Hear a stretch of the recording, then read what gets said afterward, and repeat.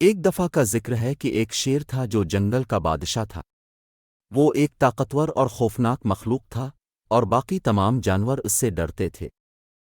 ایک دن شیر جنگل میں سے گزر رہا تھا کہ اس کا ایک گھوڑا آ گیا۔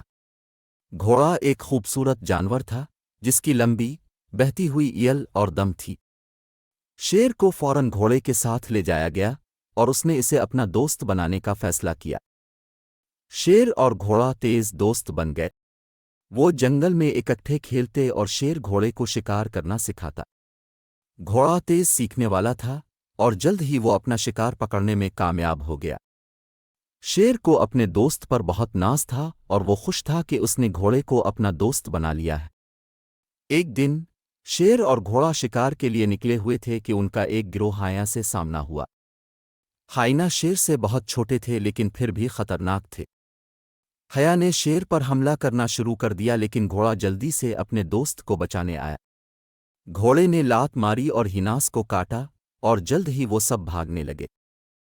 شیر اپنی جان بچانے پر گھوڑے کا بہت شکر گزار تھا۔ وہ جانتا تھا کہ وہ اپنے بل بوتے پر حیا کو کبھی شکست نہیں دے سکے گا۔ شیر نے گھوڑے سے کہا کہ وہ اب اس کا بہترین دوست ہے اور گھوڑا بہت خوش تھا۔ کہانی کا اخلاق یہ ہے کہ مضبوط ترین مخلوق بھی دوسروں کی مدد سے فائدہ اٹھا سکتی ہے۔ شیر ایک طاقتور مخلوق تھا لیکن وہ اپنے طور پر ہیناس کے لیے کوئی مقابلہ نہیں تھا۔ گھوڑا ایک چھوٹا سا جانور تھا لیکن وہ شیر کی جان بچانے میں کامیاب رہا کیونکہ وہ مدد کرنے کو تیار تھا۔ یہ کہانی ہمیں سکھاتی ہے کہ ہمیں دوستی کی طاقت کو کبھی کم نہیں سمجھنا چاہیے اور ہمیں ہمیشہ ضرورت مندوں کی مدد کے لیے تیار رہنا چاہیے۔